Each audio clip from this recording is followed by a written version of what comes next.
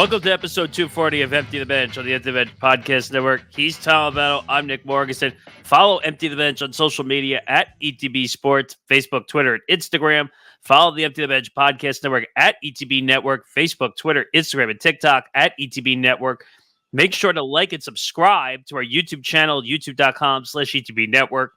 As we slowly approach 800 subscribers, please help us get to 1,000, and the climb continues. The more we get closer to 1,000 and above, the more we can expand and do more content for this channel. Listen to Empty the Bench wherever you get your podcasts, Apple, Spotify, and all other platforms above the sun. If you don't want to watch the show, you can listen to the show as well. ETBpodcast.com, where Zan is managing all the blogs and info that is going up to our site. A lot of NFL right now, some NBA news. We're in the weeds for baseball. So we have a lot coming up there as well. Also, this show is presented by Playback. This show and this network presented by Playback. Watching sports is more fun with others, but we spend too much of our time watching alone. Playback is a virtual space where communities can stream live sports together with everyone perfectly synced up. Creators can hop on stage, deliver their own play-by-play analysis and commentary, and invite viewers up for Q&A. Playback makes watching sports fully interactive and a social experience. From playing fantasy sports, repping your favorite players and teams, and watching with the commentators and communities you care about. Win or lose, sports are best enjoyed together. Join our community by going to playback.tv/ETB Network to find out more, including our live stream schedule. With the NBA season being over, we're working on some other stuff in the process to do on Playback. So just stay alert to the at ETB Network on social media platforms when we come up with some stuff. Now, before we get into it all, Tom, if you see a banner on the very bottom of our list, yes. And when I say that, I'm going to say, I'm firing a red alert.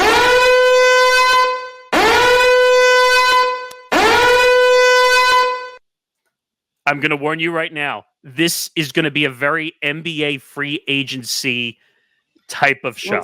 Well, let's call it what it is. This is basically an NBA free agency special edition, if you will. It's 4th of July edition, too, since this is premiering on the 4th of July. So everybody out there, happy 4th. Hope you're enjoying your day. Yeah, happy 4th of July. Happy Independence Day. Hopefully the weather's not too bad wherever you're listening or watching to this around the country or around the world. Hopefully it's a beach day. It's been a lot warmer than normal, so hopefully it stays that way. But NBA free agency took off in full form. When was it was 6 p.m. Eastern on, what was it, Tuesday or Monday? It was the beginning of the week. Sunday. Or Sunday. That's right. Because we did a Playback special on Sunday. So, which didn't exactly go as planned, but that seems to be that free agency only starts at 6 p.m. Eastern. Now you don't see the moves. The moves weren't coming in like crazy until hours later. Yeah, I mean, because of the new rules with all the aprons, which I'll get into, that's a whole nerdy talk thing when it comes to the salary cap, that now you can no longer, there's certain rules. Like, so if you trade more money than you take back, it's now what's called cap locked, meaning you can't spend a certain amount of money. If you trade draft picks for money, that cap locks you now. So there's all these different rules. Basically, they're trying to stop super teams, which they've been trying to stop for the last couple of years. Mm-hmm. And they've done a good job because you don't see many of them anymore. But is that good for the NBA? Well, the ones that you do see at this point are just look at, what would be a good example? I guess Brooklyn previously, Philadelphia previously. Where Celtics previous? No, well, now they have a title. Clippers previously. Yeah, I mean, those are good examples because they spent a lot of money and they have nothing to show for it, really. And but you do bring up a question of, is that good for the NBA when you consider, something like, think about what we've had in previous talks about the Warriors between this show and our last podcast about the idea of, a team with all the stars, a team that wants to get that has, I mean, should get all the national attention.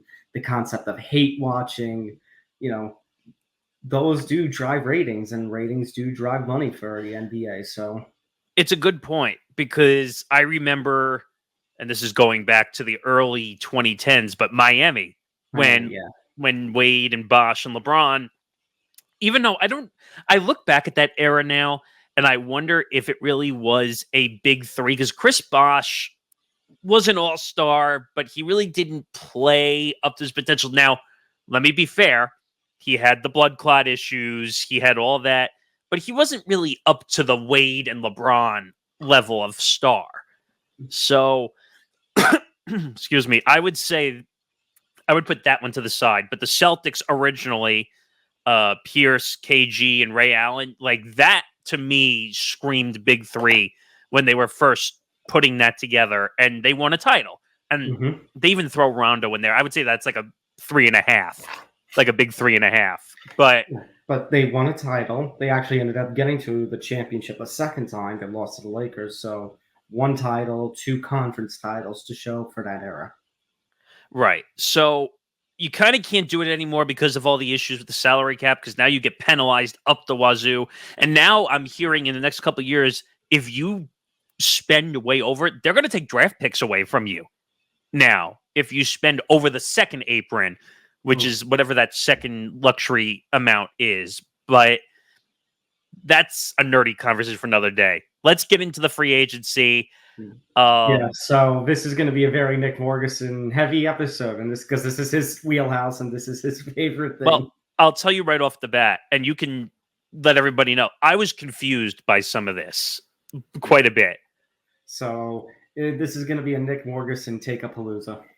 Yeah. So some of them I understand. Like this one, this was the most obvious one. It took way longer than I thought it was going to take.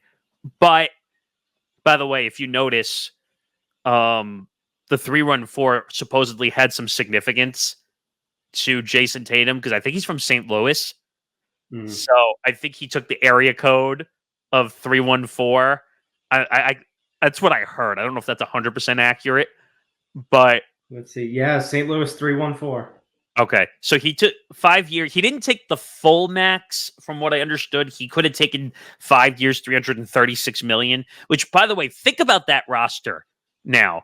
If Jaylen Brown, who took a max last year, 306, now Jayson Tatum takes 314. You have $620 million on your roster between two players, plus another $126 million deal, which we'll talk about in just a second. Yeah, but this was the most obvious thing. This had to happen. Now, he didn't have the best NBA Finals. That Jaylen Brown, who deservedly got the NBA Finals MVP, but you have to sign this guy. This guy is going to... Now you have Brown and Tatum locked up for the next 5 to 6 years. You better go on a run and win a couple titles. Now, but yeah, so this one was obvious. There's not a whole lot to say about this. The deal had to be done. Okay. No, it had to be done. I mean, you talk about the two guys that you have built this team around, the two guys that you have expressed all this confidence in, and what happens? Tatum and Brown this past season only put up one of the most dominant seasons in NBA history. Like you said, they had ups and downs a little bit, but I mean, to win 62 games and then lose all of 2 or 3 games in the postseason. I mean, maybe they weren't the 72-9 Warriors or Warriors. Yeah, they weren't the 73-10 Bulls, but I feel like the kind of run that Tatum had, the kind of run that Jaylen Brown had, especially in that NBA Finals, you have to put this past season Celtics team. I said on the playback stream, I know it's debatable, but in my honest opinion, you got to put this Celtics team that just won a championship as one of the best teams in NBA history. You're not wrong. And by the way, that whole statement, which they were talking about at the playoffs, about the Mavs, where they said that Luka and Kyrie are the best backcourt of all time. Are we forgetting about Jayson Tatum and Jaylen Brown? Jaylen Brown, yeah. Like, all this conversation is being stored towards Luka and Kyrie. Luka and Kyrie have nothing to show right now. They have a conference title. They have a conference title they can show. Right, I get that. But at the same time, Tatum and Brown had conference finals wins. They just were not winning in the finals. So now that they have a title, I think this backcourt trounces what Luka and Kyrie are now. And with all the minutia and another deal that happened there, which we'll get to in a little bit, but this was the most obvious. Well, let's talk about the most surprising thing. The most surprising thing wasn't a signing, I would say. The most surprising thing was a news story that did involve the Celtics around this time where Tatum got the extension, Derek White, which we'll talk in a second. But news breaks, I want to say Monday, that the Celtics have announced that ownership will, as it says there, the full quote, sell a majority interest in early 2024, early 2025, with the balance closing in 2028, and Rick Grusbach to remain as governor of the team until the second closing of 2028. Yeah. Well, so is it early 2020? It's now. It's 20. Well, he's going to stay on until 28. I think the balance does close in 28. I know, but early 2024. Yeah, I don't know why that's there. That doesn't make any sense to me at all. But I'm more shocked at the fact that they want to sell, considering they just won a title. But at the same time, maybe that is a good time to sell because you won a title. You're at the peak, basically. Now, I still think they have more titles to win, in my opinion. Mm-hmm. But maybe that's the reason to sell, because okay, we set them up for success. And by the way, the numbers that I'm hearing for the Celtics, I'm hearing $5 billion. That's insane. $5 billion. I mean, you want to talk about, like we've talked about it, Nick, off the air. The numbers, the amount of money, and we'll talk about more considering this is a free agency special, the amount of money that goes around the NBA is just insanity. There's one of these stars here that I'll get to that their salary, maybe it was Tatum, that their salary is basically more than one of the NHL teams' payrolls. Yeah, I mean, you know this better than I do, but there's just not as much money in the NHL than there is in the NBA. It just doesn't exist. I think in an unfortunate circumstance, not due to any neglect, but when you see teams in the NBA, and unfortunately, Mr. Suns owner before Matt Ishbia, who made off with, what was it, like close to $4 billion when he sold the Suns, and I can't remember the guy's name. It's like totally lapsing my mind at the moment, but like so it says the Suns, which went for $4 billion to Matt Ishbia in February 2023. The Bucks with Jimmy and D Haslam paying $3.5 billion several weeks later. I mean, this holy shit with all this money with NBA owners. I just don't understand it. And I mean, Wick is not the only guy. He's part of an ownership group that owns the Celtics. So he's not like one owner that's like, I'm just selling. I think he's selling his portion. So it says Wick Grossbeck and partner Steve I can't even pronounce it.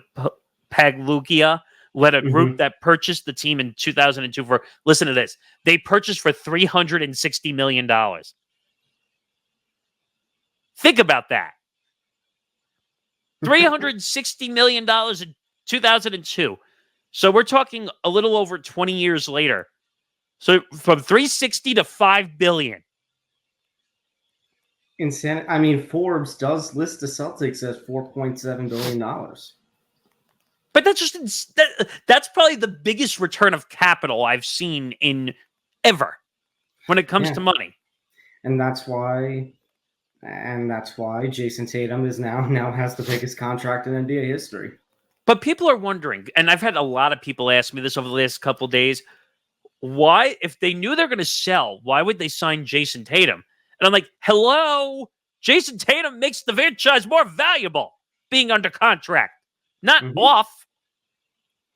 Same thing with Jaylen Brown. All these guys bring value to this franchise. They won a title. And you can't take that away. No.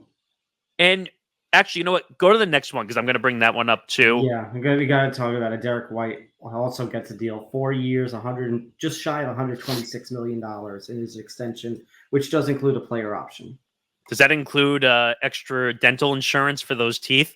I mean, but no, I'm not making fun of him. He is one of the hardest fighting players in the NBA. In my opinion, they don't win this title without him being on this team. Don't get me wrong. Jaylen Brown is the leader. He won as I said, the finals MVP. But if Derek White is not on this team, on that second unit, at one point, I think he was starting some games. Mm-hmm. They don't win. They don't push through some of the bad stretches that they were playing at. So this deal makes total sense. And by the way, this is cheap for a guy who played really well all season.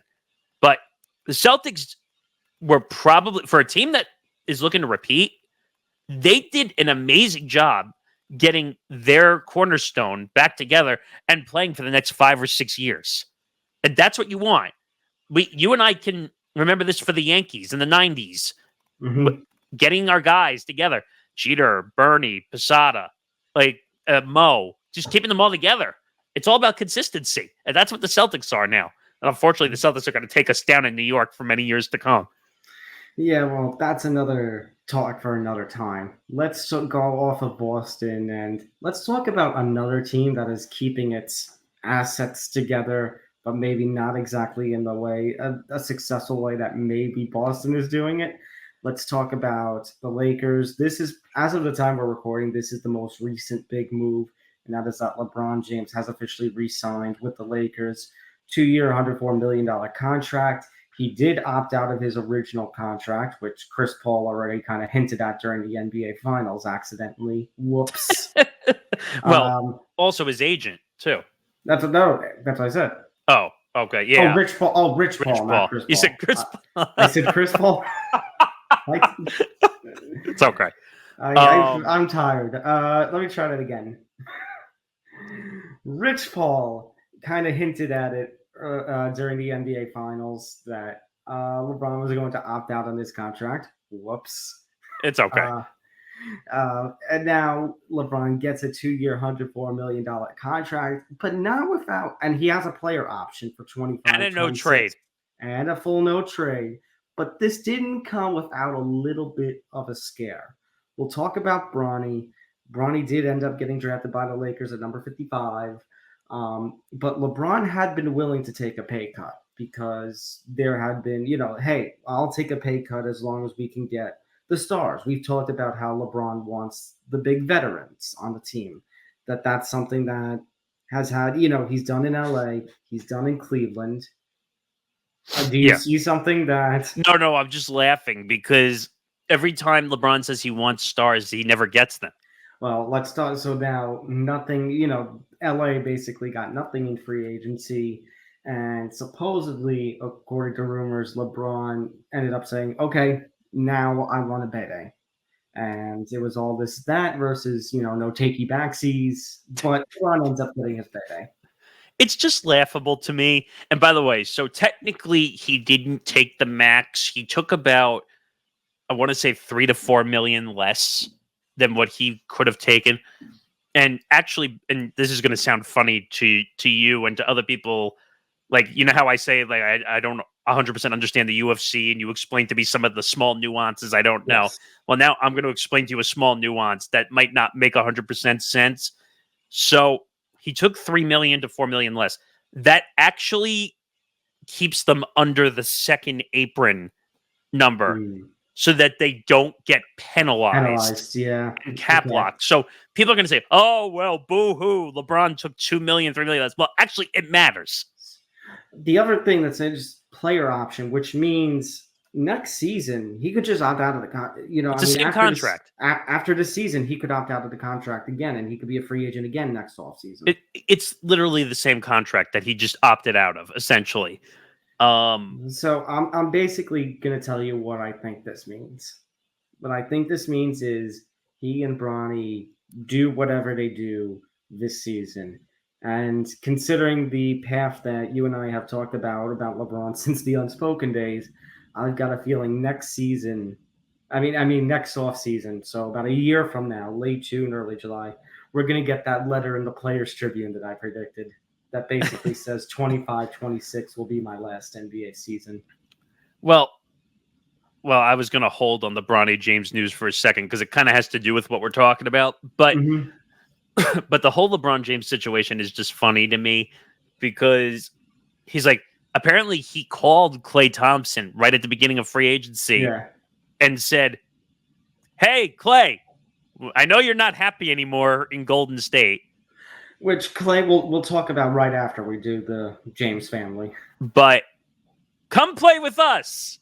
And apparently they offered more money than a lot of other teams, and he still did not end up in LA, which is insane to me for certain reasons. But I understand why for other reasons. But LeBron's not a good salesman, apparently, because now no one wants to play with him anymore. I mean, what did I say last week? With Bronny being there, LeBron being there, JJ Redick being there, it's going to turn into a circus. And I just I don't think people want to be part of the LeBron James circus anymore. I think they're realizing it's not a good.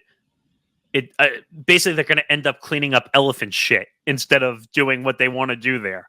Well, I mean, I'll talk about it with Klay Thompson, but to some people at this point, it's not a matter of playing with their friends or playing with other stars. You know what it is about? Two things: one, money, and two, well, rings. But I don't know. And again, let's say Klay magically ended up in LA with the Lakers. They're not winning a title. That doesn't put them over the top. Yeah. This is not the Klay Thompson of the Splash Brother days where you pass him the ball, he's going to hit that long range three, and then he could turn around and do the Steph Curry running back up the court. Like, it's not that guy. He's a second unit guy who got hurt last season. Well, let's finish talking about LeBron first. So, LeBron, you're right. This is basically the same contract that he had last season. Do you think he opts out again next off season? If you're talking about from strategically, yeah, of course you opt out because you're always looking for the next big deal you can get. What I don't understand is I've heard reports that he should just play on 1-year deals and determine if he just wants to play. What's the point of putting an opt-in, an opt-out, and if you're just going to come back anyway? Just take 1-year deals. So then leads me to my final question. Do you agree with my theory? Do you think 25-26 is his last season? No, because I don't think it's his last year. I think, unfortunately, we're getting not this coming season, the next season, 25-26. No, because unfortunately, I think we're turning into a Tom Brady situation here where he just likes the game so much that he almost can't walk away from it in that regard. Tom Brady, there was reports he almost wanted to come back out of retirement last season again. Yeah. I mean, I think he's finally gone for good. That's just my opinion at this point, but we'll get to NFL way later. But you think basically the game needs to be taken. I mean, you can't necessarily take the game away from LeBron James considering his legacy, you can't take anything away from LeBron whatsoever because he just doesn't allow it. I know, but I'm just saying basically it's going to have to come down to a Kobe Bryant-esque drop in ability in those last few seasons, or a rampant number of injuries like Kobe in those last few seasons. I mean, and by the way, Kobe's last game, incredible all-time moment, scoring 60 points and going out in that way. Now, do I see LeBron having that moment? I don't know. But LeBron is 39. I could see him playing until 44, 45 years old. He's never going to be the same LeBron James that he was in his heyday, but LeBron's name is always going to have market value, and that's why the Lakers are going to be willing to take him until he's 50 if they really wanted. Plus, now the fact that they have his son. So Bronny James got signed pick number 55 overall. It got to the point where Rich Paul basically leaked a report that, hey, we'll have him play in Australia if the Lakers don't pick him. If you really want, well, I put a whole clip out afterwards, which people on social media, and I know this because we are in the content game, so people make comments, but people got mad at me because I basically said that Bronny James is going to be a massive failure at the NBA level, and that he has no business being drafted to the NBA at this point in time. Well, let's be clear, because everything has revolved around the fact that he only averaged 5 points at USC. Obviously, he was coming off of the heart issue, and USC staff basically wanted to be careful because they kind of already assumed what we all assumed, that he was going to be a one and done, and then he was going to go to the NBA based on his name value. Here's just my question: if you're Bronny, Nick, wouldn't you want to maybe go back for another season at USC when you're healthy, show what you're really capable of? That way you get drafted, in the first round, that potentially, considering what Bronny did in high school, because if we look at what he did in high school, it was great. If he did what he did in high school at the college level, he could have, if he had waited that extra year and had performed at that level, he could have been drafted in 2025 somewhere top 10, top 15. I'm wondering why. Maybe it's because he knew he was going to the NBA with his name value, and it kind of coincides, like we talked about, with his dad's opt out. But why not give yourself that chance? Why not give yourself that opportunity to really show what you're capable of at the college level? That way, you get drafted higher in the next round, and because you get drafted higher, if he's drafted top 10, top 15. He's getting more than $2 million a year. Well, if he's in the top 30, he's going to get somewhere in the $20-25 million range if he waited another year and really put some time and effort into his game to grow it.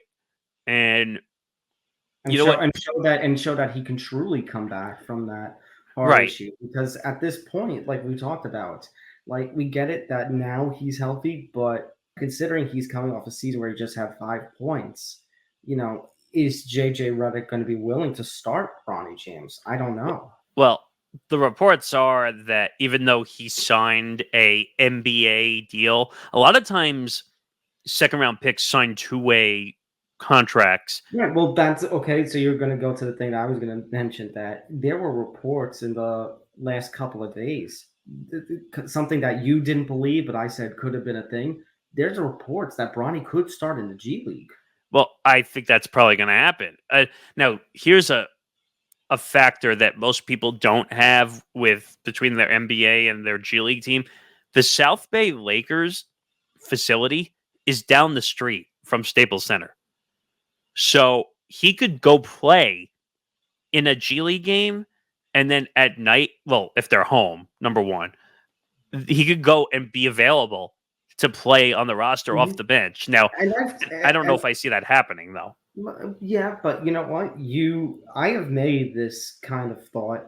I spoke this kind of thought out loud. You kind of laughed me out of the park a little bit, but I think that's even better for business, because now while Bronny goes to the G League and develops himself, who's also going to get the massive attention and the massive expansion in business? The South Bay Lakers. Well, yeah, I mean, I think it's good for G League, or the what the NBA minor league system, whatever they want to call it at this point. But you're going to get fans up the wazoo who are going to show up for South Bay Laker games. I'd tell you right now, you're going to see South Bay Laker games end up on ESPN, if they're on the weekend, which is going to be stupid. But you know what? When LeBron James was coming out of high school, he was in his senior year of high school, they showed some of his high school games on ESPN and ESPN2. Right, but he was such a prodigy and a star by the time he was in high school that everybody wanted to see LeBron. Does everyone want to see Bronny? I don't know. I think so. I think so because of his name, because he is the second generation. He comes from, his blood is of that prodigy. Agreed. And also, just one factor for LeBron, you could be drafted right out of high school back in that day. Yeah. That was a different fact. That's why everyone wanted to see LeBron before, because they knew, all right, he's leaving high school, he's going right to the NBA. He's going to be the next big coming you know what. So it's a little different. Like Bronny had to go, now that you have to go for one semester of school, which I don't know if that really matters. I think it's a dumb rule at this point, but they had to wait it out. Now, I think this is ridiculous that Bronny James got a 4-year, $8 million contract and he got an NBA contract. What is Bronny's value? His value is not his game right now. His value is his last name. That's it. There's no other value. Now, I'll tell you right now, when you have oh, go ahead. No, I was going to say, I don't know if I want to say no value, because I think the value is, like you said, kind of taking the chance that he can fully develop, recover and basically rebound from the heart issue that's kept him kind of off the court or limited in capacity on the court the last year and a half. And you get that stud that he was in high school. And I want to say one thing to the idiots in our TikTok comments when I put that video out.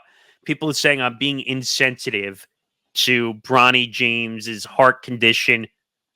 You remember when we did the episode, I was very sensitive to the fact that he had a heart issue. But you have to take into the account the amount of games that he played. Also, he had the health issue. He's not ready for the NBA. That's just a clear and true fact. That I'm not saying anything out of character. I'm not judging him for the heart issue, but he did have the heart issue, which put him behind the 8 ball. And that's why I'm saying I'm not going to say he's not completely NBA ready, but stay that extra year in college, become a high draft pick in 2025, get that extra money, or go to the G League now. Give the South Bay Lakers a little extra business right now. Hey, you might get endorsements if you go to the G League because you're making them money with their tickets. I mean, he could have stayed one more year and gotten NIL money. I mean, NILs, yeah.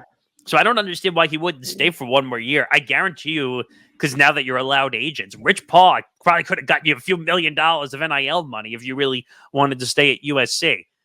But speaking of Rich Paul, that who I think is a hacky agent. Yeah, let's go back to the LeBron thing that you were talking about before, the call with Klay Thompson. So Klay Thompson and the Warriors, this was kind of speculated ever since the Warriors were eliminated during the play-in tournament. And it's the speculation was that it was going to be the end. And yeah, the first piece has fallen from that dynasty. Klay Thompson ends up signing with them, but it is a sign and trade, and he gets moved over to the Mavericks. It's going to be a 3-year, $50 million deal for him to join up with Luka Doncic and Kyrie Irving. I think the Warriors ended up getting some draft capital in return. Yeah, they got two, I think it was 2 second-round picks they got back in return. This was a little bit of a shocker to me. A little bit. I thought maybe the Warriors would say, hey, that's our guy. Let's keep Steph and Klay and Draymond together for their careers. Like I said, the keeping everything together, holding everything up by like glue and sticky tape. Everything's fine. I mean, let's not be naive. Like their championship run in dynasty is over. But yeah, I'm trying to think of the best example of this. Derek Jeter with the Yankees. Could you imagine if Derek Jeter ended up in another franchise?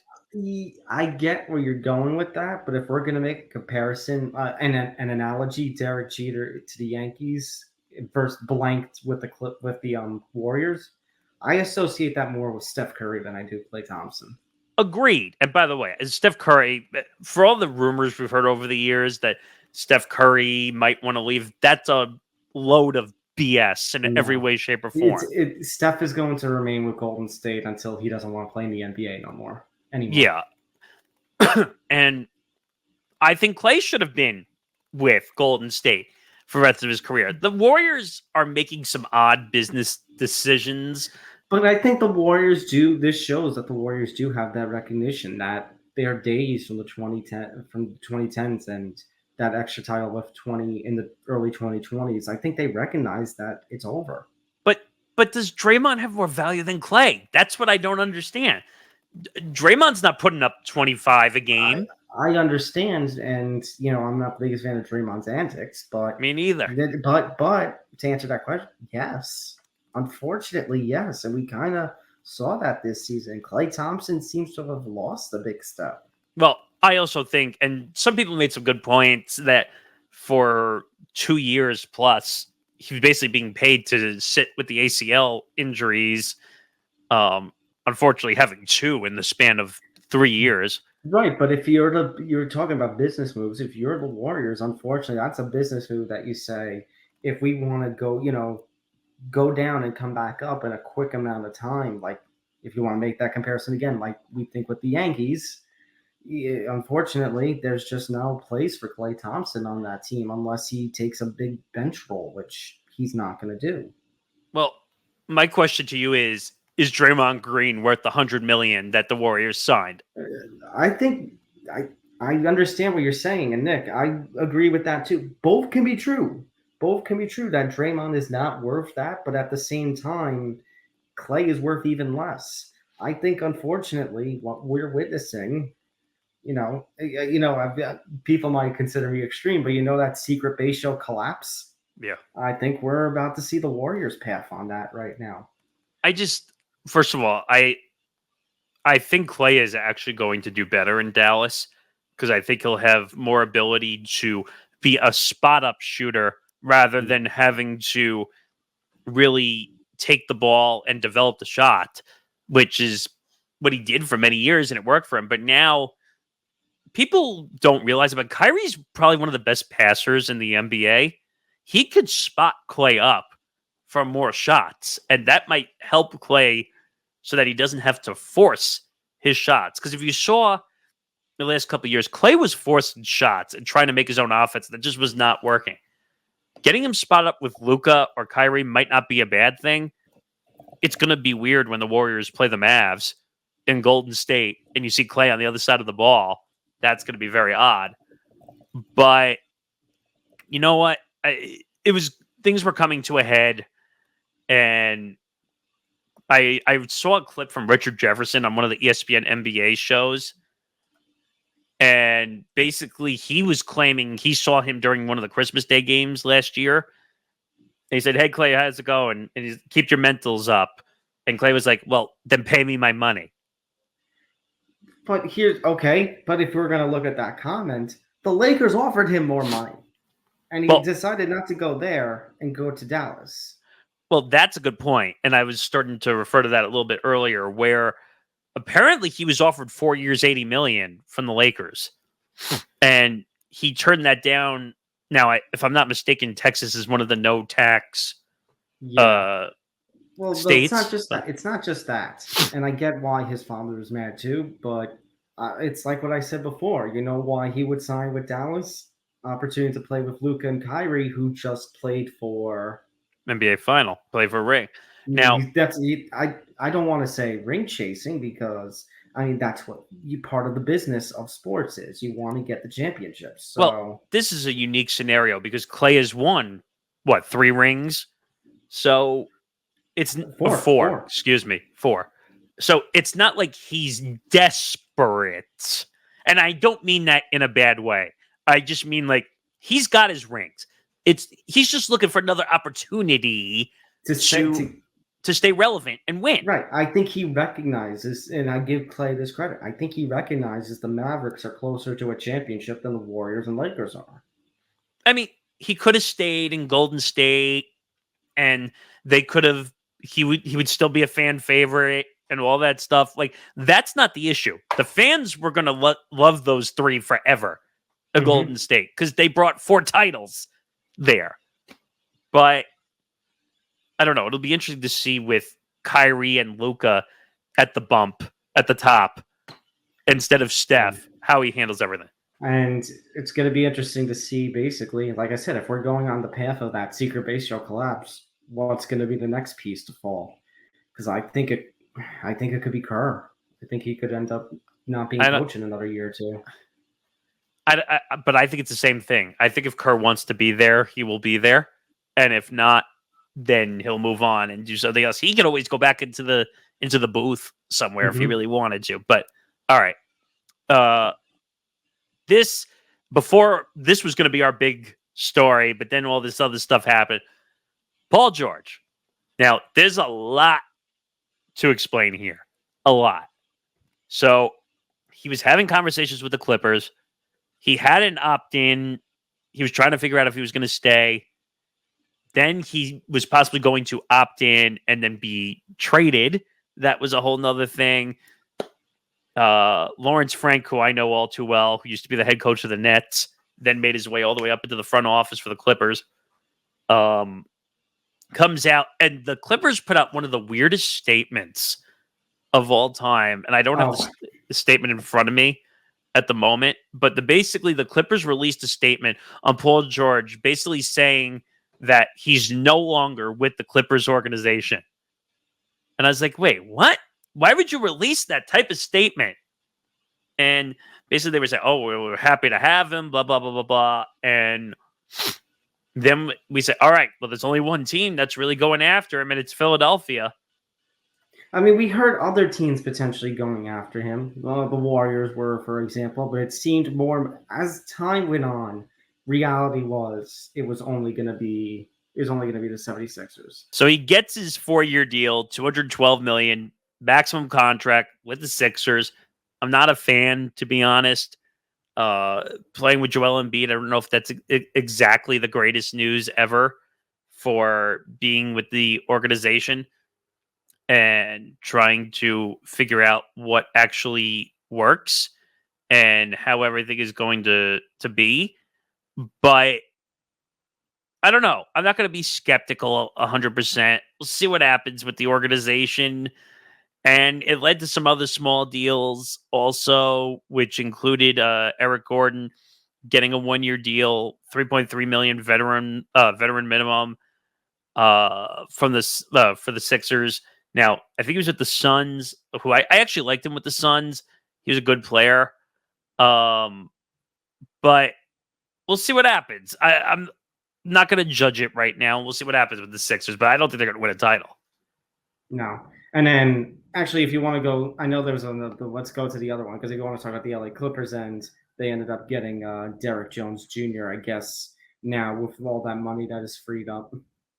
Yeah. Now, this was a little confusing to me, too, because Derek Jones Jr. was one of the reasons why they played really well.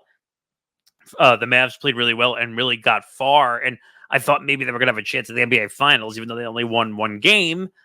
But he walks to LA, takes the money rather than staying with the organization, which if he just took a little less, maybe he's still with the Dallas Mavericks. But he goes to LA, a broken down team. No more Paul George. Kawhi is going to be hurt constantly. James Harden resigns for 2 years, $70 million. And I don't know. This move doesn't really make sense to me whatsoever within the organization.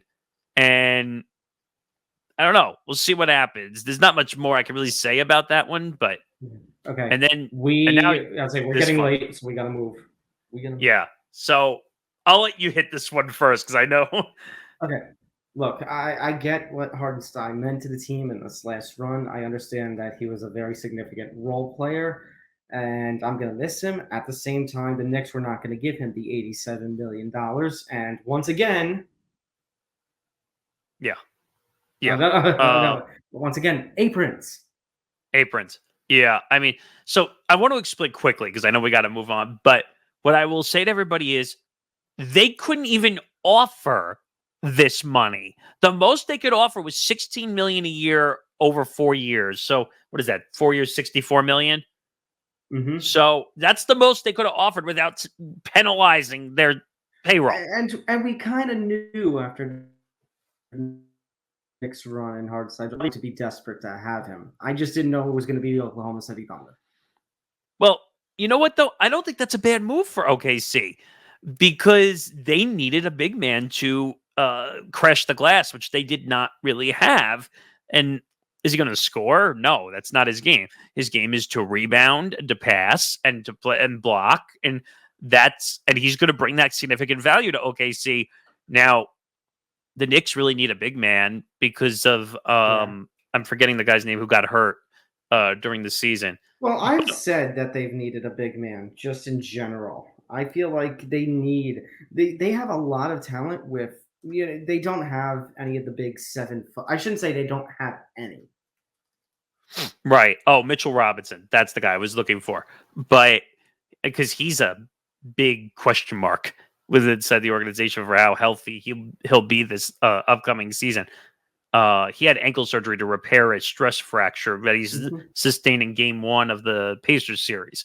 It kind of reminds me of the other team that plays at MSG, the Rangers. What I've said in past off seasons, the Knicks need somebody with size and somebody who can play physical. Right. So this was, long story short, this was a money move. That's basically it. Speaking of, let's talk about Chris Paul. So he ends up getting released by Golden State, and he's free to sign wherever. I think Warriors tried to trade him and were unsuccessful. And CP3 ends up going to SAS, 1 year, $11 million, and he now gets to play under Popovich. Now, I think this is actually good for Victor Wembanyama to have a veteran point guard. Yes, I will give that. But the only reason he's not with Golden State anymore is because he had a $30 million deadline day that came up, and they basically said, you're not worth $30 million. See ya. And he was never going to come back because they didn't really need a Chris Paul Golden State. It really wasn't a fit anymore because they weren't building on top of whatever they were doing anymore. So for San Antonio, this makes sense. Youngest team in the NBA. They need a veteran presence. Like, they were missing that Tony Parker-esque experience in their backcourt, which they didn't have. So it's a good move. We'll see how it works out. Okay, Cade Cunningham also getting a deal during this. He gets the maximum rookie extension, 5 years, $225 million. So I'll just do quick my thought. I feel like I understand why they do this, and good for Cade Cunningham because now he gets his payday after what he's put up with the NBA thus far. That said, you better be able to use the rest of the money that you have to build around him. Right, but now I question, do the Pistons know how to spend money properly? Because they just basically wrote a $65 million check to Monty Williams after firing him after 1 year. You're giving Cade Cunningham 5 years, $225 million maximum rookie extension. You have no really track record on him to say whether he deserves that contract. He's on a team that nobody wants to play on, except for Tobias Harris, who decided to leave Philadelphia to take the money, which that's a whole nother issue in itself, and we don't have the time to go over it. But am I happy for him? Yeah, but I just don't see him as like the 1A star. We'll see how it plays out. I think we gotta still wait a little bit on that one. I know you've said that phrase for the last 3 people, but Cade Cunningham really is a guy that we need to wait and see. He's still very young and he's still developing. Like I said, my just question, kind of like what you were going on, they just basically are letting Monty Williams, they're going to pay him to just not coach. So at this point, how are they spending their money? Right.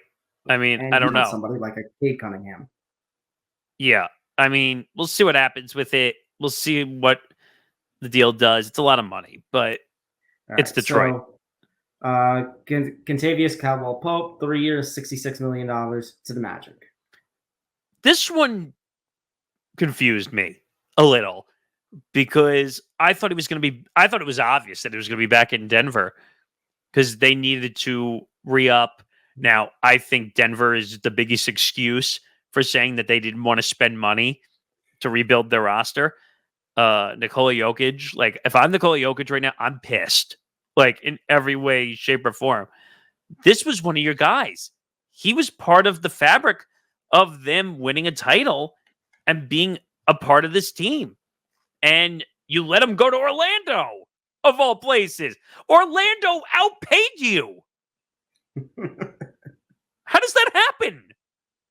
That's scary to say when it comes to when it comes to Pope or when it comes to anybody within the NBA and free agency. This one, a little interesting one. We're going to go out west. The Sacramento Kings want Brandon Ingram and are willing to pursue a trade for him. Big mistake. Big mistake. I would not go anywhere near Brandon Ingram. I'm not saying he's not a star. I'm not saying he has the talent to play in the NBA. He does.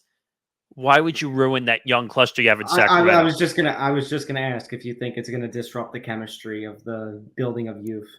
If I'm Sacramento, I would run away very fast and not attempt this. If Brandon Ingram's gonna go somewhere, he's got to go where they're ready to win a title and just slot in as another star, not Sacramento. James Harden pursuing signs a 2-year, $70 million deal to remain with the LA Clippers, which means one of two things. It means number one, is a liar. And number two, now that he has his contract, he's not going to come up into training camp. It's so true. Well, he could say he's fat with money now at this point, but not fat with titles though. No. Jeez. I'm not surprised. I think he finally found a home in LA to play with the Clippers, but the problem is the Clippers are not a winning organization, and that's just how it's going to be. So he got his money. Kawhi's got his money. Paul George probably did the right thing running away from this organization and saying, oh, wait, I can't win here. But you're going to another organization where you can't win in Philly. So I don't know. It's 6-1, half dozen the other. And then last but not least, Donovan Mitchell. He re-ups with the Cavaliers, 3 years, $150.3 million max contract extension. This does include a player option for 27-28. Again, not surprising. The one team that was really out there was Miami because they've always been rumored to him. The Knicks were for a small period of time. That never happened. I'm kind of surprised, actually, the Knicks didn't get a meeting with him. But this, I was reading, I think I read this to you a couple days ago, that the reason he did it this way is he'll be at the 10-year mark of his NBA career, and then he can go get a max contract, 5 years, $380 million, which, did you ever think to this day we'd ever hear contracts approaching $400 million? I mean, we're seeing it in baseball, and now the NBA is in that same realm. And by the way, as far as Donovan Mitchell goes, you can insert that clip. Hey, Spidey, don't you regret not coming to the Knicks? But I'm going to say the same thing again that I've said over the years. A family of four is not going to be able to afford a game anymore to go to it. If you're paying guys close to $400 million, like, I don't know. Is he going to win there? I'm going to say no. I don't think he's ever going to win a title in Cleveland. And you have a whole situation with Darius Garland, who is, who his agent is also, right? Rich Paul. The biggest hack of an agent of all time. I would so love to just spar with Rich Paul and just go spar for spar. And just, I mean, he gets his players his money. He's got the power in the NBA. I don't know who's worse. I don't know who's worse, Rich Paul or Scott Boras. Scott Boras, by a mile. Yeah, but Rich Paul said that Bronny was going to go to Australia. That was just I mean, but at the very least, Rich Paul is still, I mean, the NBA is a player-driven league, and Rich Paul is a voice of the players somewhat as the agent for significant stars. Scott Boras, at this point, he's basically like, you're going to get the max deal, and then he doesn't deliver. I get it. But, I mean, I had a feeling this deal was going to happen. Scott Scott Boras is kind of that guy that tries to flirt with you at the bar, and you look at him like you think he's this big shot, and then you actually go home with him, and he's just. I can't even make half. I can't even make half the jokes I want to say right now. Let's talk. Okay, no, wrap it up. I was just going to say, this is not a surprise. Will Darius Garland be there, though? That's the next question, because he said he would force his way out if Donovan Mitchell re-signed, which I don't understand. That makes no sense to me whatsoever. You would think those two guys would want to play together, but I don't know. I don't understand the world of NBA players' brains. Well, you want to mention jokes before, so quickly, just a couple of football stories here at the end. Let's talk about one of the biggest jokes in NFL history, and Jamarcus Russell, who now took a position as high school head football coach, got fired for what was it, like taking $70,000 in donations? He took a check, or not a check. He took a donation, I think. Donation, yeah, money, and basically took it instead of giving it to the school. Let's see. So he was accused in a lawsuit of stealing donations meant for the school. Oops. Why? It's amazing. It's amazing that he goes from not viewing any sort of tapes, which actually had nothing on them, as an NFL player, and just having all this lack of preparation. Well, wait a minute. He wasn't even being paid by the high school. He was a volunteer coach at the high school. That's even worse. Wait a minute. So he wasn't even being paid by the school, and he's stealing donation money from a high school. What? Joke. Joke. That's what Jamarcus Russell is. I mean, I hate NFL players make dumb, boneheaded decisions all the time. Oh, we're talking about like I said, one of the biggest jokes in NFL history. He was a number 1 overall pick, and then he just got his bag, and he's like, "Wait a minute, this gets even worse." The school allegedly never received the check, and Russell reportedly deposited it in a credit union and promptly withdrew $55,000 of it. What? What the f***? So he put the money in his account and right away took $55,000 of it. Never let this man around a football field again. As a player, as a coach, even as a freaking spectator. And by the way, supposedly he earned $36.5 million in salary and bonuses during his NFL career.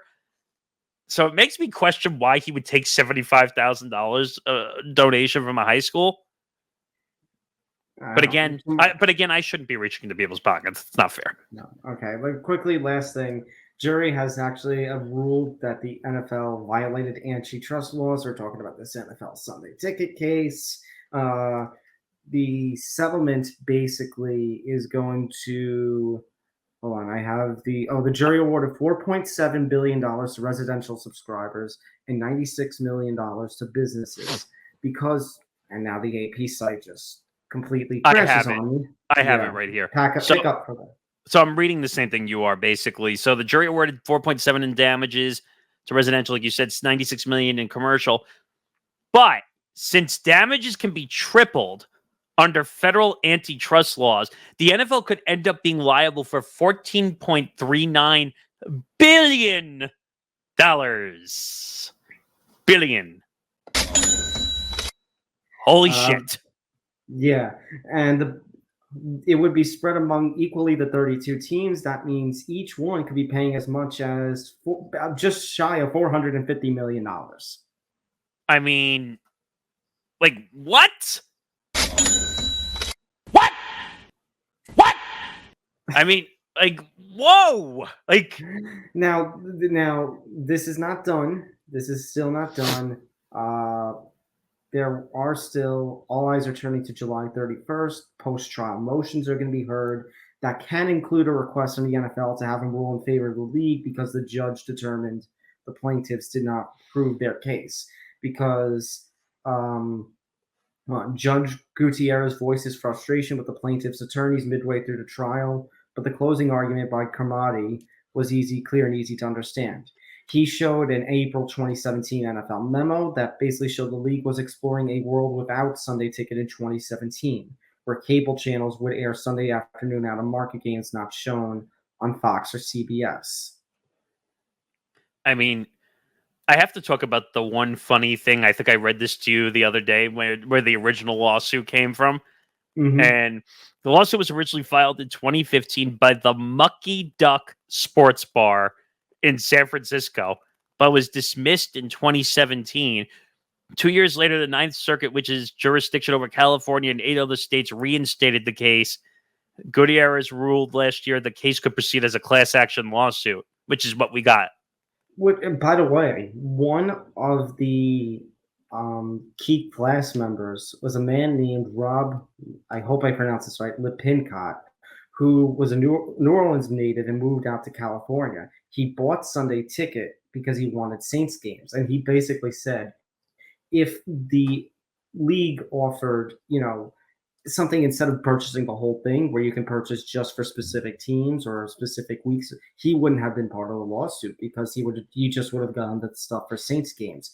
ESPN did propose offering Sunday Ticket for $70 per season with team-by-team packages in 2022, but the NFL in its current YouTube TV deal. Right. Now, I don't know. I feel like this is the NFL getting a taste of its own medicine, considering how greedy they are as a league. That actually goes to the other funny banner you have down here. Roger Goodell is a greedy pig.